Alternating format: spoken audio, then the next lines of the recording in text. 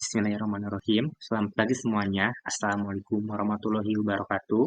Perkenalkan, nama saya Akdam Akbar Ramadan dari Prodi Akuntansi dengan nomor NIM 031112300003. Di sini saya diberi kesempatan untuk menyampaikan materi tentang etika profesi dengan judul Cara Mengambil Keputusan Tepat dan Etis di Dunia Bisnis.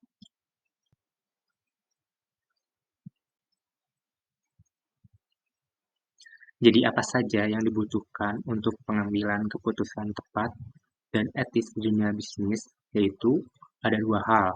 Pertama, pengambilan keputusan yang etis, lalu tata kelola perusahaan dan akuntabilitas.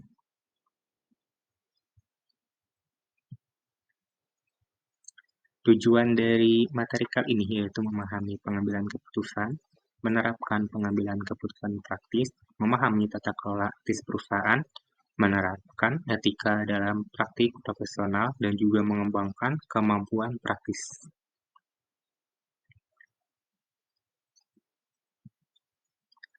Selanjutnya, pengambilan keputusan. Nah, pengambilan keputusan adalah proses menentukan pilihan terbaik dari sejumlah alternatif untuk mencapai tujuan tertentu. Keputusan yang baik didasarkan pada analisis informasi. Jika keputusan tersebut bukan dari analisis informasi, tentunya keputusan tersebut tidak akan berdampak baik bagi perusahaan, bagi orang-orang, bagi individu juga. Biasanya, keputusan yang baik didasari dari analisis informasi, penilaian risiko, serta pertimbangan dampak terhadap tujuan organisasi atau individu.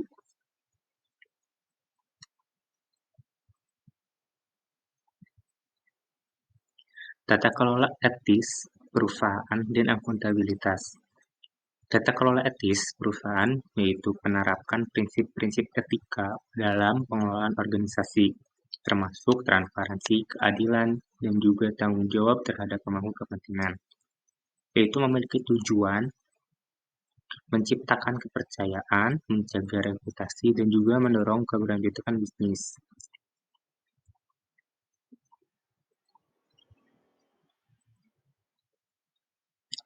Ada beberapa langkah dalam pengambilan keputusan. Yang pertama, mengidentifikasi masalah atau tujuan.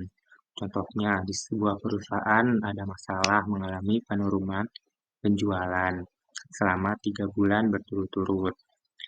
Nah, sudah diketahui masalahnya, lalu kumpulkan informasi, yaitu dengan cara mengumpulkan data untuk memahami konteks suatu masalah.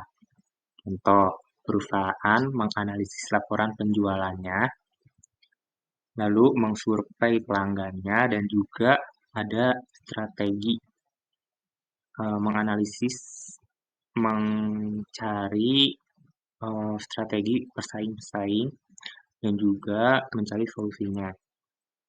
Lalu selanjutnya, mengidentifikasi alternatif, yaitu membuat daftar opsi solusi. Contohnya, opsi solusi termasuk peningkatan promosi, memperbarui produk, atau juga bisa menurunkan harga. Selanjutnya, evaluasi alternatif, yaitu analisis secara pro dan juga kontra dari setiap opsi-opsi yang didapatkan. Contohnya, meningkatkan promosi mungkin akan meningkatkan penjualan, tetapi membutuhkan anggaran yang lebih besar. Selanjutnya, pilih alternatif terbaik, yaitu dengan cara memilih opsi yang paling efektif dan efisien. Contohnya, perusahaan memutuskan untuk lebih fokus pada promosi digital dengan biaya yang lebih rendah dan juga jangkauannya juga lebih luas. Lalu yang keenam, implementasikan keputusan dengan cara melaksanakan solusi-solusi yang sudah ada dengan rencana dan juga tindakan yang lebih jelas.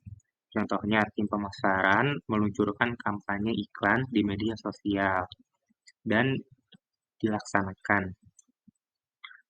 Lalu terakhir, mengevaluasi dan tindakan lanjut. yaitu memantau hasil keputusan dan juga evaluasi. Contohnya, setelah 1 bulan, perusahaan mengevaluasi apakah penjualan meningkat sesuai target atau tidak.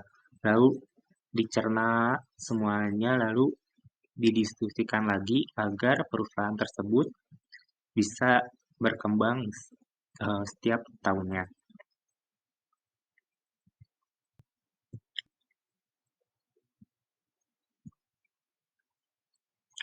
Ada 3 jenis pengambilan keputusan. Yang pertama, terstruktur, yaitu keputusan rutin yang memiliki panduan yang jelas. Contohnya, perusahaan selalu menambah stok barang berdasarkan data penjualan. Dan juga ada juga tidak terstruktur, yaitu keputusan kompleks yang memerlukan kreativitas. Contohnya, perusahaan memutuskan strategi pemasaran untuk produk inovasi yang baru. Lalu semi terstruktur, yaitu kombinasi keduanya, yang dimana keputusan tersebut bisa rutin dan juga panduan yang jelas, bisa saja keputusannya kompleks dan tidak memerlukan kreativitas. Contohnya, menentukan bonus karyawan berdasarkan performa dan juga kondisi keuangan perusahaan.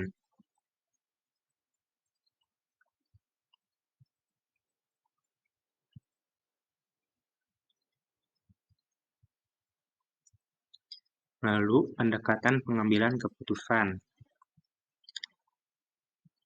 yaitu ada 3 macam. Pertama, secara rasional atau berdasarkan data dan analisis. Contohnya, investasi dilakukan setelah menganalisis laporan pasar. Jadi, investasi tersebut akan dilakukan setelah menganalisis laporan dari pasar agar investasi tersebut dapat lebih baik. Lalu secara intuisi, berdasarkan pengalaman atau naluri. Contohnya, CEO memilih lokasi kantor baru berdasarkan insting bisnis. Jadi, kantor tersebut dibangun hasil dari analisis SWOT. Lalu yang ketiga, partisipasi atau melibatkan pihak terkait. Contohnya, menyusun strategi perusahaan melalui diskusi dengan anggota tim atau organisasi.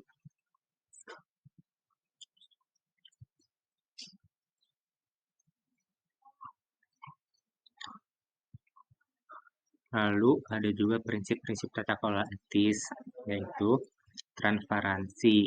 Nah, itu informasi harus disampaikan secara jujur dan terbuka. Contohnya, perusahaan merilis laporan keuangan yang akurat dan lengkap, itu dipublikasikan.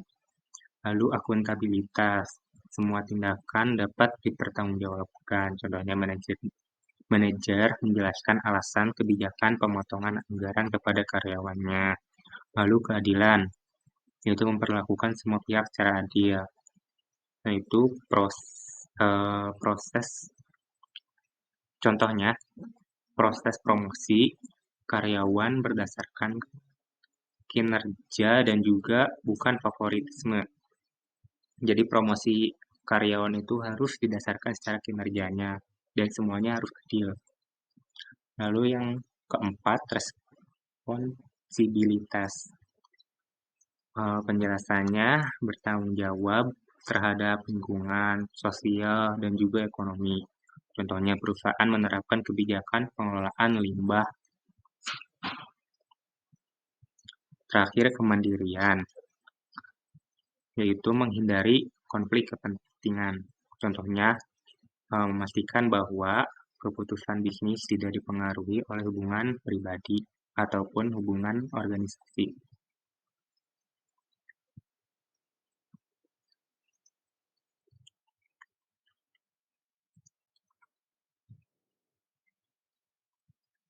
Lalu contoh penerapan tata kelola etis. Yang pertama, pelaporan keuangan yang jujur, yaitu tidak memanipulasi data untuk menarik investor. Lalu CSR, Corporate Social Responsibility, yaitu melibatkan diri dalam kegiatan sosial, seperti memberikan bantuan kepada masyarakat yang kurang mampu.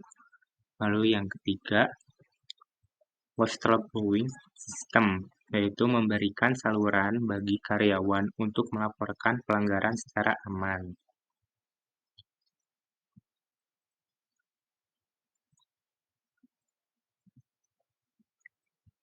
Ada juga beberapa tantangan dalam tata kelola etis dengan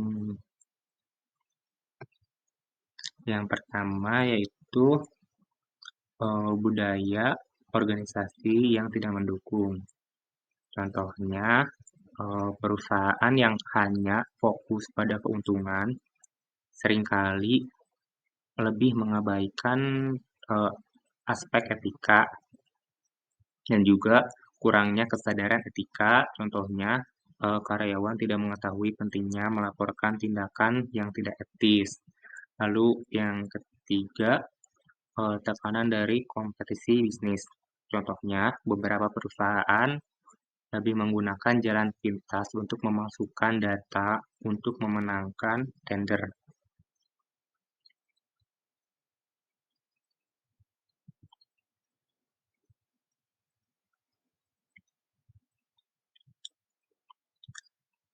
Nah, lalu apa hubungannya antara pengambilan keputusan etis dan juga tata kelola etis perusahaan? Kan pengambilan keputusan etis yaitu pengambilan keputusan yang didasari proses memilih tindakan yang tidak hanya mempertimbangkan efisiensi dan juga efektivitas, tetapi juga nilai-nilai moral, dampak sosial, dan tanggung jawab terhadap pemangku kepentingan, yaitu memiliki elemen. Yang namanya itu menimbang kepentingan semua pihak yang terdampak dan juga menghindari konflik-konflik kepentingan, lalu mematuhi prinsip-prinsip kejujuran dan keadilan. Keputusan etis juga merupakan inti dari tata kelola yang baik karena setiap keputusan akan mempengaruhi cara organisasi berfungsi dan juga bagaimana pihak luar memandangnya. Lalu tata kelola etis perusahaan yaitu yaitu termasuk penerapan prinsip dari transparansi, akuntabilitas, dan juga keadilan dalam pengelolaan perusahaan. Tata kelola ini menciptakan kerangka kinerja untuk memastikan bahwa keputusan tindakan yang diambil sesuai dengan standar etika, yaitu keterkaitannya dengan pengambilan keputusan etis. Tata kelola perusahaan mampu menyediakan pedoman dan juga kebijakan untuk membantu pemimpin atau manajer membuat keputusan yang sesuai dengan nilai-nilai organisasi. Misalnya, kebijakan anti korupsi yang memandu pengambilan keputusan terkait transaksi-transaksi finansial. Lalu dalam konteks organisasi, tata kelola etis menciptakan budaya perusahaan yang mendorong semua anggota organisasi untuk bertindak berdasarkan prinsip-prinsip etika termasuk dalam pengambilan keputusan. Lalu kesimpulannya, pengambilan keputusan dan etika etis perusahaan merupakan fondasi penting bagi keberhasilan individu maupun organisasi. Pengambilan keputusan yang lebih struktur berdasarkan data dan juga melibatkan pihak terkait dapat membantu pencapaian tujuan secara efektif.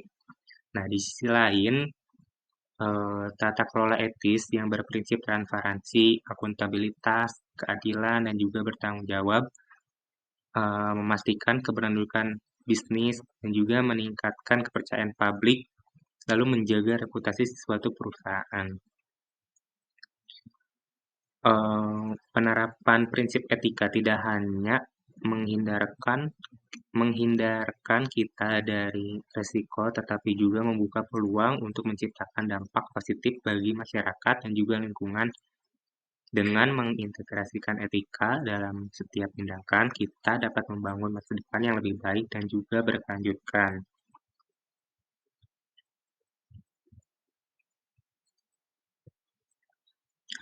Oke, salam dari saya. Demikian pemaparan materi yang dapat kita sampaikan.